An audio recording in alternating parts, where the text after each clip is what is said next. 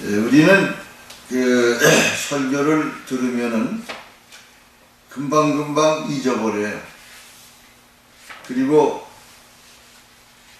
이제 내가 이렇게 해야 되겠다 하는 결심을 했다가도 또다시 옛날로 돌아가고 하는 그런 것을 계속해서 반복을 하는 경우가 있습니다.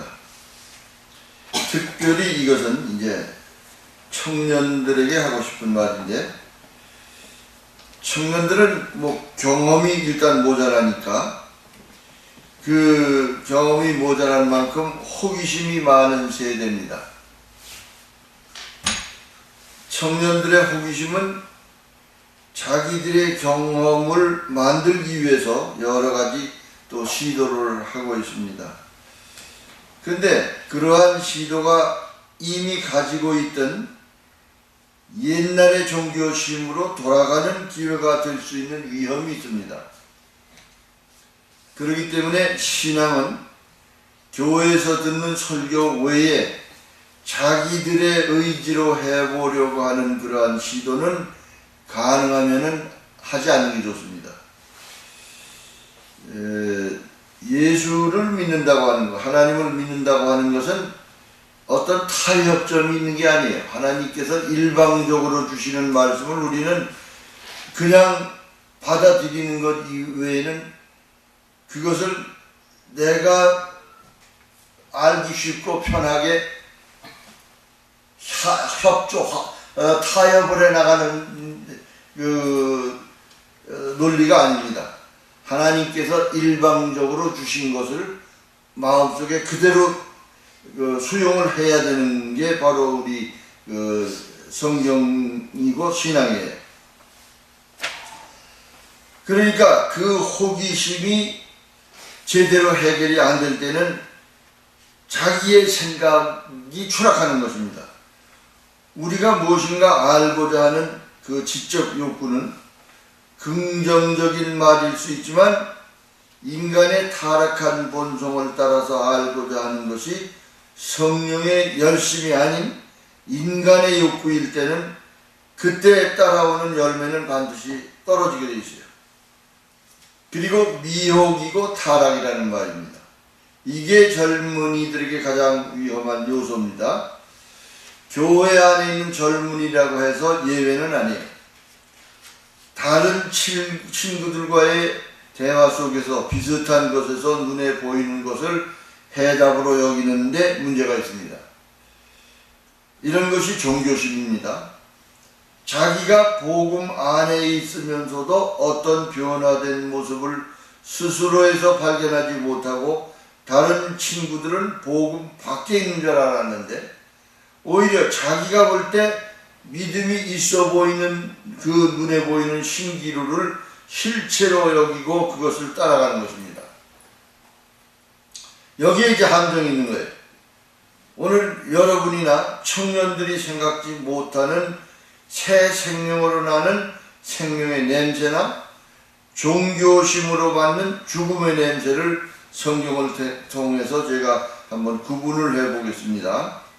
이 말씀이 아주 소중한 청년들에게 소중한 말씀입니다만 청년들에게만 말을 한다고 하니까 어른들은 듣지 않아도 된다 이런 말이 아니고 어른들은 청년들보다 경험적인 기회가 많았기 때문에 좀 덜 할 수 있을지는 모르지만 청년들은 조금 여건이 나쁘다 그런 말일 뿐일 것입니다. 흔히 우리는 응답받았다는 말을 많이 합니다.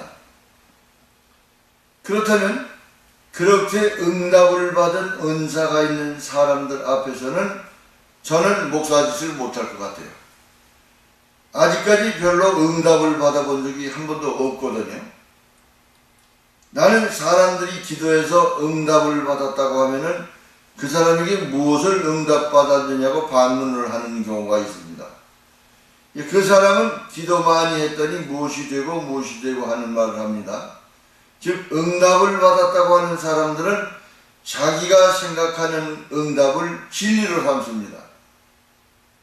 기독교라고 하는 것은 구원의 복음은 그 어떤 경우에서도 철저하게 단 한 가지 계시 의존 사색 신앙으로만 가능합니다. 이건 무슨 말이냐면 성경에 근거한 해답 외에는 절대로 답으로 여기지 말라는 얘기입니다. 이게 계시 의존 사색 신앙이에요. 계시라는 것은 성경을 말합니다. 하나님의 말씀. 그 성경에 의존해서 생각하는 신앙이다 그런 얘기예요. 오직 하나님의 계시의 말씀에 의해서만 결론을 내려야 한다 그런 말입니다. 여러분이 아무리 눈을 부릅뜨고 생각해서 답을 넣었다 하더라도 성경에 답이 없으면 그건 신앙이 아닙니다. 이런 것을 가지고 하나님은 헛것이라 그렇게 하십니다. 다시 말씀드립니다. 기독교는 계시 의존 사색 신앙입니다. 대학을 입학하려는 학생이 하나님에게 나를 대학 입학시켜 달라고 기도했는데 우연찮게 합격을 했다고 합시다. 그 학생에는 그게 바로 신앙이 되어버리고 말아요. 이게 종교꾼들의 수작입니다.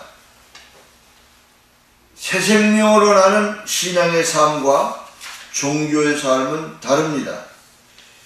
성경의 복음과 다른 복음이라는 말이 있죠.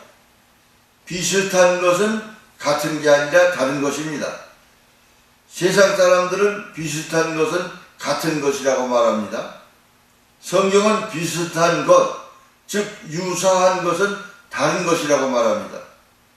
그러니까 여러분이 성경에 대한 인식이 바로 되지 않으면 올바른 신앙을 가질 수가 없게 돼 있어요. 성경의 그리스도인 가운데 유대인 그리스도인이 있습니다. 그런데 이들이 갈라디아 도시에 와 가지고는 예수 믿는 사람들에게 뭐라고 말했느냐면 봐라, 우리가 유대에서 왔다. 예수가 어디서 났나? 유대에서 났지 않았느냐? 우리도 그분을 믿는다. 원래 우리가 유대인이니까 오리지널 아니냐? 기독교가 어디서 났느냐? 유대 아니냐? 우리 말만 들으면 바른 신앙을 가질 수 있다. 이렇게 말을 하는 것입니다. 바울이 전한 복음은 오직 예수입니다. 오직 예수라고 하는 말은 그리스도께서 우리를 위해서 모든 율법이 요구하는 것을 이루시기 위해서 이 땅에 오셨다. 이렇게 말했습니다. 그 율법이 요구하는 것이 뭐냐면 이 답이 나와야 되거든요. 율법이 요구하는 것이 뭐냐? 보통 우리는 율법은 거룩한 것이라고 말합니다. 문제는 하나님께서 모세를 통해서 율법을 주신 것을 율법을 지켜서 거룩하게 되어라 이렇게 하신 것으로 생각하는데 문제가 있는 것입니다. 성경에는 율법을 지켜서 의에 이르라는 말은 단 한 군데도 없습니다. 로마서에서 율법에 대한 아주 중요한 말을 했습니다. 로마서 5장 12절과 13절. 이러므로 한 사람으로 말미암아 죄가 세상에 들어오고 죄로 말미암아 사망이 왔나니 이와 같이 모든 사람이 죄를 지었으므로 사망이 모든 사람에게 이르렀느니라. 죄가 율법 있기 전에는 세상에 있었으나 율법 있기 전에도 세상에 있었으나 율법이 없을 때는 죄를 죄로 여기지 아니하느니라. 이 말을 우리가 잘 기억을 해야 돼요. 율법이 있기 전에는 사람들이 죄를 지어놓고도 죄를 뭐라고 했어요? 죄로 여기지 않았답니다. 왜 그랬을까요? 잘 들으세요. 친구들이 여러분에게 어느 교회 다니지? 이렇게 물어봅니다. 또 아이들은 우리 교회에서는 크리스마스 때 뭐도 주고 또 이렇게 준다. 그러니까 또 교회가 크고 우리 반 학생들이 많고 하니까 자기 교회로 오라고 합니다. 이런 말에 넘어가지 않으려면 이 말을 잘 들어야 됩니다. 아담 이후로 아담이 죄를 지은 죄로 말미암아 모든 일과 죄인이 되었습니다. 죄는 사망에 이르는 원인이 되었습니다. 하나님 앞에서 아담이 범죄함으로 다른 사람들은 죄를 짓지 않아도 다 사망으로 들어가게 되어 있는데, 아담 이후로 하나님께서 모세를 통해서 율법을 주시기 전까지 죄를 지었다는 것입니다. 그런데 그때는 죄를 지어놓고도 그 죄를 죄로 인정을 하지 않았다는 말입니다. 이게 인간이에요. 이게 지금 성경이 말하는 것입니다. 그래서 하나님께서 모세를 통해서 율법을 주셨는데, 로마서 5장 20절 이하를 보면 율법이 가입한 것은 범죄를 더하게 하려 함이라. 그러나 죄가 더한 곳에 은혜가 더욱 넘쳤나니 이는 죄가 사망 안에서 왕노릇한 것 같이 은혜도 또한 의로 말미암아 왕노릇하여 우리 주 예수 그리스도로 말미암아 영생에 이르게 하려 함이라. 6장에는 그런즉 우리가 무슨 말하리요? 은혜를 더하게 하려고 죄에 거하겠느냐? 그럴 수 없느니라. 죄에 대하여 죽은 우리가 어찌 그 가운데 더 살리요? 무릇 그리스도 예수와 합하여 세례를 받은 우리는 그의 죽으심과 합하여 세례받은 줄을 알지 못하느뇨? 그러므로 우리가 그의 죽으심과 합하여 세례를 받음으로 그와 함께 장사되었나니 이는 아버지의 영광으로 말미암아 그리스도를 죽은 자 가운데서 살리심과 같이 새 생명 가운데서 행하게 하려 함이라. 즉 율법이 가입하는 것은 죄를 더하게 한다 그랬습니다. 율법이 들어오는 것은 죄를 더하게 한다 그랬습니다. 즉 죄를 짓게 만들려고 한다는 말이 아니라, 이 말 앞에서 보면은, 이 율법 앞에서 자기를 보면 죄를 짓고도 죄를 여기지 않았답니다. 율법이 없을 때. 그러니까 그게 죄인가 아닌가를 보여주기 위해서 율법이라고 하는 거울을 들이댔다 이 말이에요. 그래서 이 율법 앞에 서보니까 자기가 죄인인 것을 알게 됐다 이 말입니다. 죄 없다고 하는 사람들에게 율법이 죄를 죄로 알게 해주었다 그런 말입니다. 이런 이야기를 잘 찾아가면서 우리 성경을 봐야 됩니다. 왜 율법이 필요했는가를 잘 알라는 말입니다. 율법은 하나님께서 오직 이스라엘 백성에게만 주신 것이지 세상 사람들에게 주신 것이 아니에요. 오직 하나님 자기 백성에게 주신 것입니다. 율법은 지키라고 주신 것이 아니라는 것을 이 말씀에서 알 수 있습니다. 죄를 지어놓고 죄로 인정하지 않습니다. 자기 자신의 죄를 보지 못하니까 그런 거예요. 뭐가 죄인지 모르거든. 기준이 없으니까. 그러니까 죄를 볼 수 있는 율법이라는 거울을 들이대 놓으니까 내 얼굴 자신에 똥이 묻어있는 걸 보았다 이 말입니다. 그러니까 그 율법, 즉 거울을 보는 순간에 자기에게 묻어있는 모든 더러운 것들을 보게 된 것입니다. 여기 은혜를 더하게 하기 위해서 죄도 더 짓겠느냐라는 말은 21절에 이는 죄가 사망 안에서 왕노릇한 것 같이 은혜도 또한 의로 말미암아 왕노릇하여 우리 주 예수 그리스도로 말미암아 영생에 이르게 하려 함이니라 그랬습니다.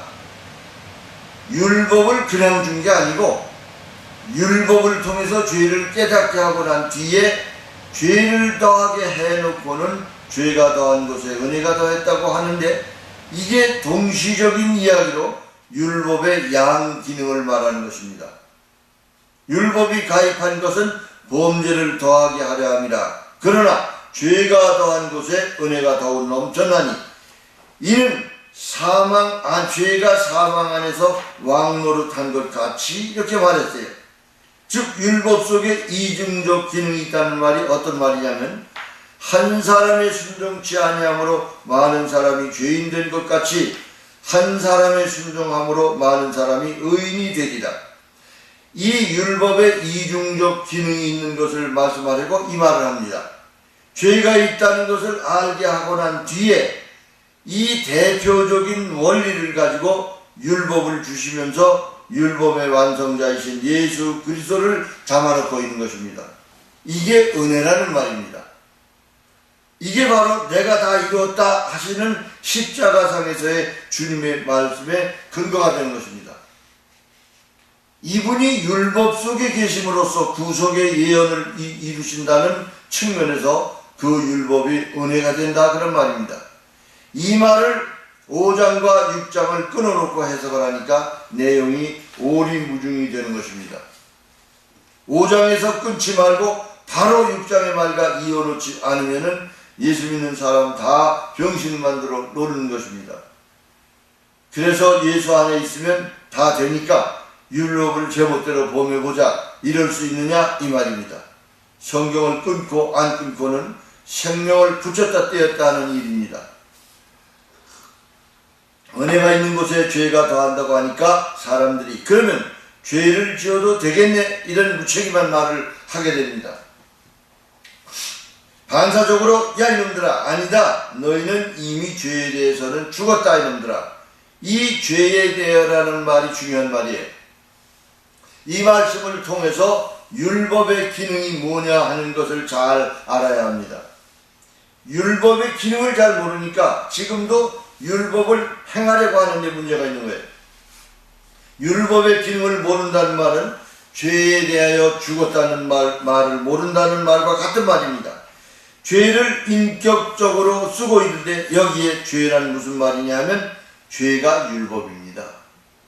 이 말을 잘 이해를 하셔야 됩니다. 은혜를 더하기 위해서 죄를 더하겠느냐 이 말이 무슨 말이냐면 그러면 율법 지킨다고 하면 되겠네 이 말입니다. 죄라는 말이 율법이라는 말을 대체해서 쓰고 있습니다. 교인들도 죄라는 말만 나오면 거짓말했다, 남의 것을 훔쳤다, 남을 때렸다 뭐 이런 정도로 세상 법에 저촉되는 일인데 자꾸만 사회법으로 가버리니까 교인들이 죄가 뭔지 모르는 것입니다. 이걸 모르니까 늘 율법을 끄집어내서 해보려고 하니까 문제가 생기는 거예요. 율법에서는 보면은 무엇을 해라 이렇게 하지 말라 이런 말이 나옵니다. 근데 그런 것은 우리가 할 수 있는 것을 하라고 하는 것이 아니고 하지 말라는 것을 하지 않을 수 있는 것을 하지 말라는 게 아니에요. 이걸 우리는 확실히 알아야 되네. 그게 기준입니다. 기준. 하늘나라에서의 기준. 죄에 대해 죽은 몸이라는 말에 죄 대신 율법을 대입해서 율법에 대해서 죽은 몸이라고 하면 그 다음 그리스도와 연합하여 세례를 받은 우리는 그의 죽으심과 합하여 세례를 받은 줄 알지 못하느뇨? 그가 왜 죽었습니까? 율법의 요구를 이루기 위해서 죽은 겁니다. 예수님이. 율법에 대해서는 이미 죽은 존재라는 것입니다. 과거 완료형입니다. 죽은 자에게 무덤을 파헤쳐 놓고 시체를 보고 옛날에 잘못한 것에 대해서 법을 적용할 수 있습니까? 율법과는 이미 관계가 끊긴 상태예요. 교회에서 무엇인가 해야 된다고 충성 봉사를 요구하는 교회는 아직도 율법과의 관계를 아주 잘 유지하고 있는 교회입니다. 그런 교회는 은혜 안에 있는 교회가 아니에요. 늘 율법의 코를 꿰어서 질질 끌어다니는 교회입니다. 교회에서 무슨 일이건 충성 봉사해서 하나님 앞에 칭찬을 받고 싶은 분은 율법을 짊어지고 그런 교회로 가는 게 좋습니다. 이건 아주 무서운 이야기입니다. 그런데 지금 교회들이 아주 별거 아닌 것 같이 생각을 해요. 이게 문제인 것입니다. 이건 성경을 모르기 때문에 그런 거예요. 로마서 6장 4절부터 보면은 이는 아버지의 영광으로 말미암아 그리스도를 죽은 자 가운데서 살리심과 같이 우리로 또한 새 생명 가운데서 행하게 하려 함이니라. 옛 생명의 개선입니까? 개량입니까? 대치입니까? 다른 생명이 왔다는 것입니다. 고치는 게 아니에요. 새 생명 전혀 다른 것이지 개량이냐 개선이 아닙니다. 율법을 갖고 있는데 하나님께서 그것을 좀 고쳐서 초월적 존재를 만드는 것이 아닙니다. 새 생명이라고 하는 것은 옛사람과 새사람, 죽은 생명과 새 생명, 땅의 것을 취한 생명과 거듭난 생명, 이게 새 생명을 아는 하나의 기준이 됩니다. 거듭났다는 말은 하늘로부터 왔다는 말입니다. 로마서 6장 6절과 7절을 보면 우리가 알거니와 우리 옛사람이 예수와 함께 십자가에 못 박힌 것은 죄의 몸이 멸하여 다시는 우리가 죄에게 종노릇하지 아니하려 함이니 이는 죽은 자가 죄에서 벗어나 의롭다 하심을 얻었음이니라. 옛사람이라는 말이 나왔습니다. 옛사람이 죽었다는 사실입니다. 관계가 단절된 것입니다. 로마서 6장 9절에 보면 이는 그리스도께서 죽은 자 가운데서 사셨음에 다시 죽지 아니하시고 그 사망이 다시 그를 주장하지 못할 줄을 알미로라. 여기서 가장 중요한 말이 사망이에요. 이 사망이라는 말도 율법이라는 말입니다. 율법은 죄를 낳고 죄가 장성한 즉 사망에 이르느니라. 이렇게 성경에 있는 말을 대칭해서 쓰고 있습니다. 왜 그렇습니까? 같은 말을 반복해서 쓸 수 없으니까 율법, 죄, 사망 이런 말을 이렇게 자꾸만 고쳐가 변경해가면서 쓰는 거예요. 9절에서 이는 그리스도께서 죽은 자 가운데서 사셨음에 다시 죽지 아니하고 사망이 다시 그를 주장하지 못할 줄을 알미로라. 사망이 곧 율법, 즉 율법이 그에게는 전혀 관련이 없다는 말입니다. 그분이 다시 사신 것은 전혀 새 생명이라는 말입니다. 율법 앞에 어느 분이 나타나는데 예전 그분이 아니고 다른 분이 와서 서 계시니까 율법이 알아보지 못한다는 말입니다. 모르는 사람을 법이 함부로 다룰 수 있습니까? 주님이 죽으시는 것은 바로 우리를 대표해서 죽은 것입니다. 그리고 우리 안에 있는 새 생명은 새 생명이라는 말입니다. 이것은 사망의 법, 율법이 주장할 수 없는 영역에 있는 전혀 새로운 것으로 바꿔버린 것입니다. 그러면 질문을 드리겠습니다. 옛 생명은 지금 어디 갔을까요? 지금도 우리는 죄를 짓습니다. 그러면 옛사람이 있는 것입니까? 없는 것입니까? 내 속에는 여전히 옛사람이 있는 것입니다. 그런데 성경은 율법에 대해서 죽었다고 말하지 않습니까? 누굽니까? 새 생명을 가진 성도를 말하는 것입니다. 그런데 아직도 옛사람이 있거든요. 내 속에는. 그 있는 것 때문에 미혹을 받는 거예요. 어쩔 수 없어요. 미혹이라고 하는 것만 설명을 하고 이제 마치겠습니다. 야, 내가 예수 믿지 않니? 그러면 내가 옛사람은 죽었고 하나님이 내 속에 있다면 새사람답게 살아야 되지 않느냐? 이렇게 유혹을 하는 거예요. 이 말에 우리 예수쟁이들이 다 나가자빠져요. 아, 그래, 내가 새사람이 됐으니까 이거는 안 해야 되겠구나. 자꾸만 이런 생각을 갖는 거예요. 그러나 옛사람이 내 속에 있는 한은 안 할 수가 없게 돼 있어요. 또 할 수 있는 것입니다. 죄를 짓고 또 그것이 잘못됐으면 회개하고 하지만은 어떻든지 간에 이 사탄이라고 하는 것은 자꾸만 미혹을 해요. 야, 네가 예수 믿지 않니? 근데 네가 옛사람은 죽었고 하나님이 내 속에 있다면 좀 새사람답게 살아봐. 자꾸만 자기의 아픈 곳을 찔러주는 거예요. 이 마귀라는 놈이. 그렇기 때문에 이 말에 예수쟁이들이 나가 자빠진다는 것은 결국은 안 그래도 되는데 하나님 앞에 우리는 새사람이 돼 있는 상태지만 어쩔 수 없이 옛사람이 있기 때문에 그런 일이 닥치는데 사탄 마귀는 그것을 가지고 자꾸만 되생각하게 만들려고 애를 쓰고 있는 거예요. 넘어뜨리려고. 예수 믿으면 아주 거룩해지는 것을만 안단 말이에요. 그러니까 이거는 해서는 물론 고의적으로 하면 안 되겠죠. 그러나 내 속에 있는 그 옛사람은 자꾸만 넘어지게 돼 있다 그런 얘기입니다. 그런데 마귀는 야, 너 예수 믿으면서 그 지도해. 자꾸만 이런 걸 꼬드기니까 야, 이게 내 신앙이 옳은 것인가 그런 것인가 이걸 잘 모르는 거예요 지금. 그러니까 이런 말을 듣고 예수쟁이들이 생각할 때 야, 그래, 정말 이 말이 맞긴 맞다. 우리가 살고 있으니까 열심히 하고 신앙생활 잘하고 교회 충성 봉사 잘하고 이런 소리를 하는 거예요. 마귀의 뜻입니다. 이거는 우리가 이 말을 맞다고 인정을 해주면 마귀의 노름에 우리가 놀아나는 거예요. 이 대목이 여러분들이 해결을 못하고 있는 부분입니다. 이 말을 이해가 가시는지 모르겠어요. 이 말씀을 들으면서 여러분들의 가려운 것을 긁어드린다고 생각 안 하십니까? 여러분이 무엇인가 답답한 부분이 바로 이런 부분이에요. 야, 이제 내가 예수 믿으면서 왜 이런 짓을 또 할까? 그런데 그게 아니란 말이에요. 옛사람이 속에 있으니까 어쩔 수 없이 반복해서 그런 짓을 하게 돼 있어요. 육을 가지고 있는 옛사람이 성경은 죽었다고 하는데 지금 살아있습니다, 아직도. 그런데 사람들은 이 사람을 옛사람이라고 생각하지 않고, 하나님께서 지금 살아있는 나를 옛사람이로 말하시는가 보다 이렇게 착각을 하고 있는 거예요.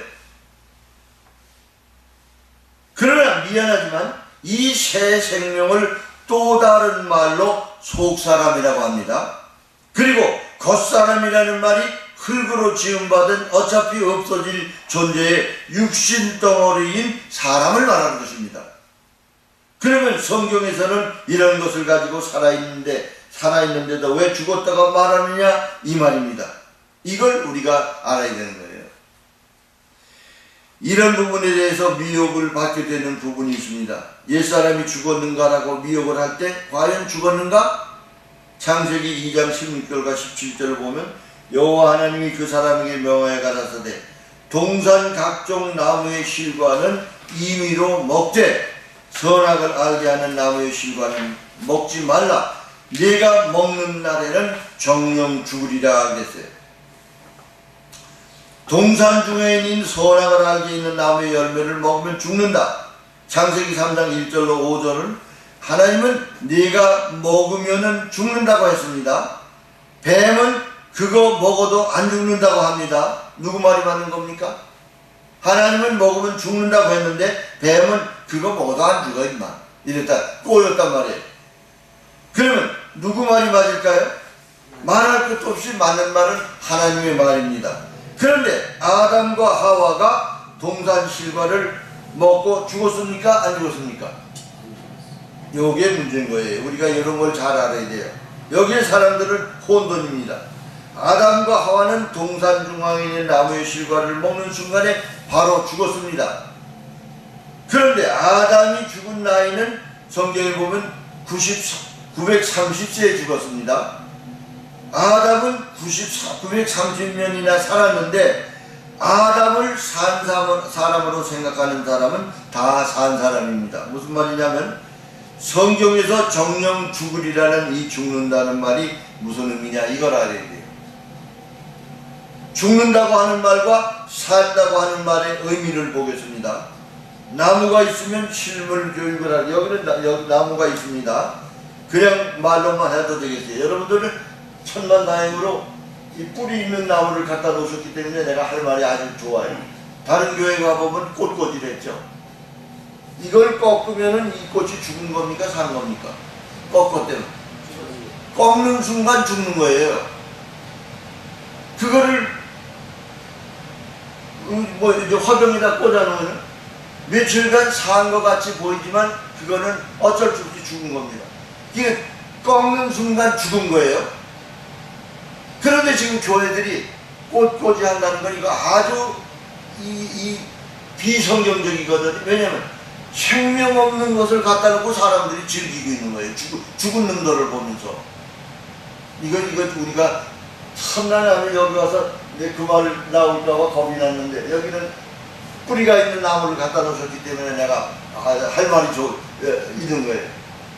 꺾고는 나무를 갖다 꽂아놓고 죽은 거를 꽂아놓고 산 사람들이 그걸 보고 마음을 즐거워하고 기뻐한단 말이에요. 우리는 이런 걸 구분할 수 있어야 돼요. 그러니까 나무를 꺾고 이런 게 아니라 있는 그대로 보는 겁니다. 꽃이라는 것은. 그러니까 나무의 가지는 꺾이는 순간 양분을 공급받지 못하는 관계로 즉시 죽어버립니다. 자, 이 정도면은 무슨 말을 하겠는지 아시겠죠? 가지는 원나무 등거리에서 수분을 공급받지 못하면 즉시 죽습니다. 우리 인간의 착각이 바로 여기에 있어요. 여러분은 꽃을 꽂아다가 꽃병에 넣고 보면 얼마나 예쁩니까? 그 꽃이 살아있는 게 아니라는 것을 지금 여러분들 입으로 말씀하셨어요. 사람들은 죽은 것을 보면서 즐겁다고 하는데, 가수 심수봉이 부르는 노래가 있죠. 일반성이 장미라는 노래가 있어요. 그 여자는 죽은 것을 붙들고 사람들을 유혹하는 여자예요. 꽃이라는 것은 원래 나무에서 꺾일 때 이미 죽은 상태입니다. 우리는 자연을 보면서도 하나님을 생각해야 합니다. 성경에서 말하는 죽는다는 말과 산다는 말은 생명의 근원이신 하나님과의 관계가 끊어지는 순간이 죽음의 상태라는 걸 알아야 됩니다. 그러면 아담이 선악과를 따먹었어요. 먹는 순간 죽으리라 그랬습니다. 그 말은 무슨 말이냐면 하나님이 이제는 너는 나와 관계없다, 이거. 관계를 끊어버리신가 하나님께서. 그래서 그때부터 사람이 구원을 받으려면 자기 힘으로는 다시 에덴 동산에 들어올 수가 없는 것입니다. 하나님이 용서를 해 주셔야 되는데, 그 용서하는 방법이 예수님을 십자가에 죽어서 대신 죽게 만들어 놓고 우리 죽은 놈들을 살려서 에덴 동산으로 들여보내는 것입니다. 이게 사는 거예요. 예수 믿는 게 이겁니다. 사람이 수억만 년을 살다가 죽어도 하나님과의 단절이 되면 그는 누구든 간에 죽은 상태라, 이런 얘기입니다. 성경에서 말하는 산다는 의미와 죽는다는 의미가 이런 것입니다. 아담이 930세를 살았지만 사도 바울이 말씀대로 하루가 천년 같고 천년이 하루 같다는 의미를 알면은 삶의 연수는 하나님 편에서는 의미가 없는 겁니다. 몇십 년이고 몇백 년이라는 것은 의미가 없는 거예요. 1000년 가까이 살았지만 아담의 나이는 하나님 앞에서는 하루살이에 불과한 것입니다. 인간은 이걸 가지고 착시현상을 일으키고 삽니다. 사람은 처음부터 거짓말하고 속이고 삽니다. 사단에게 미혹을 당한 사람은 항상 거짓을 참으로 생각하게 됩니다. 이게 성경의 진리예요. 오늘도 마귀가 우리를 미혹하는데 어떻게 미혹하느냐면 우리 성도 보고 말합니다. 야, 율법이 악하냐? 율법이 선하다고 했지 않느냐? 선하다면서 왜 안 지켜? 이거예요. 이렇게 나오는 게 사단입니다. 언제든지 우리의 알쏭달쏭한 거, 내가 결정지을 수 없는 그러한 문제들을 꼬집어놓고, 야, 요거 그게 맞아 안 맞아? 우리들을 보고 선택하라는 그런 꼬임을 하는 거예요. 그러면 율법을 지켜야 할 문제라면 이미 아담이 율법을 지켰어야 했습니다. 그런데 그 율법을 몇백 년 후에 모세를 통해서 받게 된 것은 율법은 지키라는 문제가 아니라는 것입니다. 이 말은 무슨 말인지 아시겠죠? 다시 한번, 아담이 율법을 지키는 것으로 알았다면은, 지키는 것이라고 했다면은 아담이 날 때부터 율법이 있어야 된다, 그런 얘기예요. 이해가 가시죠, 이 말은? 그런데 율법이 언제 나왔느냐? 몇백 년 후에 모세를 통해서만 모세를 통해서 율법이 시작됐다, 이 말이에요. 그러니까 옛날엔 율법이 없었다는 얘기예요. 없을 때는 자기가 죄를 지어도 죄가 뭐가 뭔지 모르는 거야. 그러니까 나는 죄인 아니다, 이렇게 말했는데 나중에 율법을 놓고서 딱 율법을 들여다보니까 아, 이것도 죄다, 이것도 죄다, 죄가 드러날 수 있었다, 그런 얘기입니다. 율법을 지킬 수 있는 분은 오직 예수 그리스도 한 분밖에는 없다는 것이 성경의 일관된 선언입니다. 그 예수님이 이루신 율법의 의 앞에 발견되어지는 사람을 새 생명을 가진 사람이요 속사람을 가진 사람이라고 말하는 것입니다. 우리에게는 두 개의 인격체가 있습니다. 이 겉사람인 김상철이라는 인격이 있고, 속사람인 하나님께서 가져오신 예수 그리스도 안에 있는, 즉 성령 안에 담겨있는 또 다른 인격체인 김상철이가 있다, 이런 얘기예요. 이 이름은 구원받은 사람만 그 소리입니다. 그래서 사도 바울이 사망의 법 아래 있는 자기와 성령의 법 아래 있는 자기가 서로 충돌이 되기 때문에 늘 오라나는 곤고한 사람이다. 그래서 나오는 거예요. 나를 누가 이 사망의 법에서 건져주겠느냐, 이 한탄을 한 것입니다. 사도 바울은 자기 속에 있는 두 인격체를 보았습니다. 그는 사망의 법 아래 있는 자기의 육체의 구원을 이야기하지 않습니다. 누가 나를 이 의의 법 아래로 인도할꼬? 오직 그리스도 예수 안에 있는 하나님의 열심밖에 없다고 하는 고백을 하는 것입니다. 그런데 문제는 이러한 미혹이 어떤 현상을 일으키느냐 하면은, 우리는 이미 죽은 몸인데 이 육을 가지고 있는 김상철이라는 옛사람은 하나님과의 관계에서 율법 아래서 이미 예수님께서 십자가에 못 박혀 죽으시는 그 순간에 하나님 앞에 구원받은 새 생명으로서의 김상철이라고 하는 인격에 대해서 하나님께서 인정하시고는, 이 옛사람 김상철이는 그리스도와 함께 하나님 앞에서는 이미 죽은 상태라, 그런 얘기입니다. 하나님과의 단절 상태의 김상철, 그래 하나님께서 죽은 육체 덩어리에다가 복을 빌어서 옷을 입혀주고 부귀영화를 누리게 해주겠다? 여러분이 이건 세상 상식으로 생각을 해보세요. 말이 안 되잖아요. 단절 상태이기 때문에 해주지 못할 뿐 아니라 하나님은 죽은 몸의 회칠한 무덤에 하나님의 관심을 가지실 분이 아닙니다.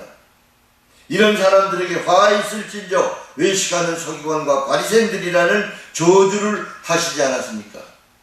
성경을 이렇게 처음부터 잘 연결해 놓으면 이해할 수 없는 문제가 없어요. 그런데 복잡하게 어느 한 가지 율법을 들고 늘어지는 겁니다. 사람들은 지금 자꾸만 율법에서 하라고 그러니까 자기도 하라 드는 거예요. 우리는 성경을 보고 할 일이 하나도 없어요. 할 수가 없어요. 그래서 너희들 이거 해라 그랬을 때 하려고 달려드니면 율법을 지키려고 애쓰는 거고, 하나님 난 이거 할 수 없습니다. 나는 오직 하나님만 의지할 뿐입니다. 그리고 예수를 붙잡고 늘어지면은 그게 예수 믿는 사람들의 해야 될 행동이라고 말해요. 자꾸만 율법에서 하라고 하는 것을 하려고 애쓰면은 할수록 그 사람은 죽음으로 빠져 들어가는 것입니다. 이게 복음의 사람이에요. 옛사람이 죽은 사람에게는 율법은 이래라 저래라 할 수 없습니다. 왜 죽은 놈이 죽은 사람한테 어떻게 법을 적용합니까? 여러분은 지금까지 가지고 있는 기독교라고 하는 개념을 완전히 홍수에 떠내려 보내고 그리스도 예수 안에 있는 새로운 법이 나를 어떻게 만들어가고 있는가에 대한 겸손한 자세로 하나님 앞에 무릎을 꿇으시기 바랍니다. 그동안 가지고 있는 기독교적이던 옷을 껴안고 있는 한 우리는 율법의 종에서 벗어날 수 없습니다. 특히 젊은이들은 경험이 없기 때문에 좀 더 센 사람이 오면 그리로 넘어갈 수밖에 없는 거예요. 지금 우리가 가지고 있는 이 기독교적인 것, 야 너 그 신앙적으로 뭐 어떠고 이런 말 하지 않습니까? 바로 그런 말인데, 이런 종교적인 것은 완전히 부숴버려야 됩니다. 기독교적인 것은 복음이 아니에요. 그러니까 지금 유대인들은 이 예수 그리스도 안에 있는 복음의 옷을 갈아입을 수가 없는 것입니다.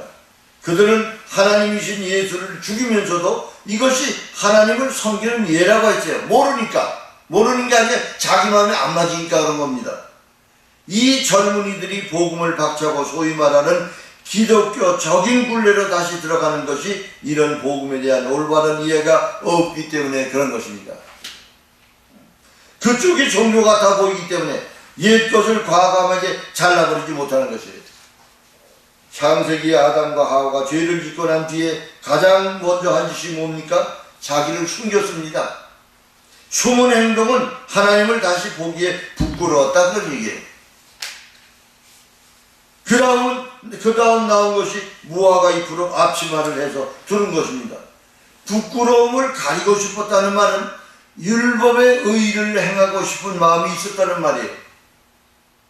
하나님 앞에 죄를 범할수록 하나님 앞에 죄를 면하려고 자기 거룩한 행실을 하기 위해서 충성 봉사를 외치는 것입니다. 예수 그리스도 안에서 죄의 부끄러움을 당한 자는 종교적인 율법으로 자기의 부끄러움을 가리려고 하지 않습니다. 기독교적인 것은 기독교가 아닙니다. 복음적인 것은 복음이 아닙니다. 김상철적인 것은 김상철이가 아닙니다. 어떤 사람이 내 흉내를 낸다고 합시다. 그 사람이 김상철이가 맞습니까? 복음이 복음이고 기독교가 기독교입니다. 뭘 좀 알고 복음을 얘기를 해야지. 그냥 아무것도 모르면서 입으로 복음 소리만 하면 안 되는 것입니다. 자, 이 정도로 하면 이제 이해는 가셨을 것입니다. 요거는 이제 좀 간단한 오늘 새벽에 말씀을 드렸습니다.